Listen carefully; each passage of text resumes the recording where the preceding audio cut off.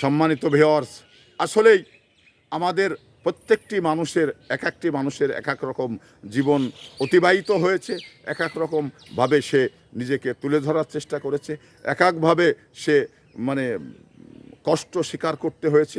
এইভাবেই কিন্তু আমাদের মানুষের জীবন। তো আমরা আসলেই যে পেশার লোক সে সেভাবেই, যেমন যারা ব্যবসা বাণিজ্য করেছেন তারা একরকম ছিলেন, যারা আপনার রাজনীতি করেছে তারা একরকমভাবে জীবনযাপন করেছেন, যারা মানে রাজনীতির ভিতরে মানে আন্দোলন সংগ্রামে সক্রিয় ছিল তারা একভাবে জীবনযাপন করেছেন। তো এই বাংলাদেশের মানুষ স্বৈর শাসকের আমলে দীর্ঘ 16 বছর কেউ নিরাপদে থাকতে পারেনি। ব্যবসায়িক মানে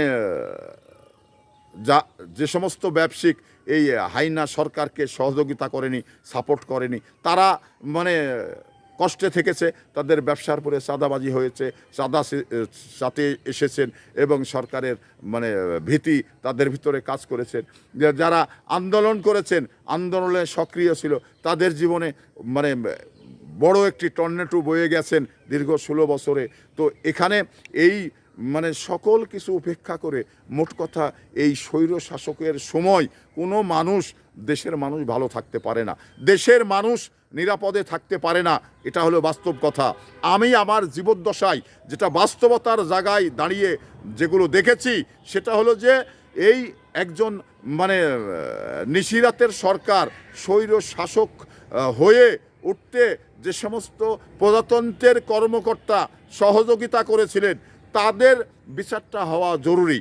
আজকে বড় দুঃখের সঙ্গে বলতে হয় যে প্রজাতন্ত্রের কর্মকর্তা যখন সরকারের সঙ্গে একাকার হয়ে যায়, সাধারণ জনগণের উপরে মানে টর্নেডো শুরু হয় এবং ঝড় বয়ে যায়, তো ওই সাধারণ মানুষগুলো কিভাবে জীবনযাপন করে, কিভাবে তার মানে ব্যবসা বাণিজ্য দেখেন, কি করে মানে কিভাবে তার সংসার মেনটেন করেন, এদিকে আমরা কিন্তু মানে কতটুকু লক্ষ্য করেছি আমি জানি না।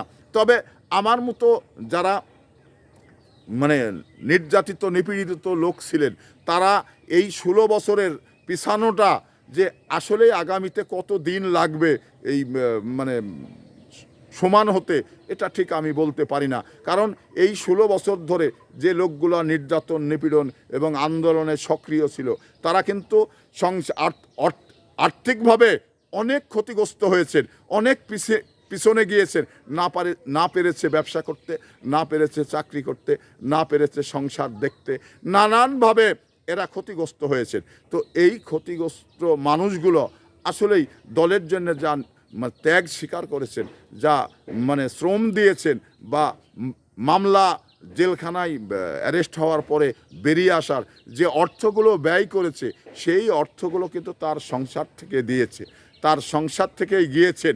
তো এটার জন্যে যে কত বছর সামনে লাগবে এই ঘাটতি পুরা হতে, এটা হয়তো বলা মুশকিল। তবে ঘাটতি পুরা করতে আগামীর দিনগুলোতে মানে পুরা করার জন্যে চেষ্টা করে যেতে হবে। হয়তো বা এখন 5 বছর লাগুক বা 10 বছর লাগুক, এটা লাগতে পারে, কিন্তু ঘাটতি পুরা করার চেষ্টা করে যেতে হবে।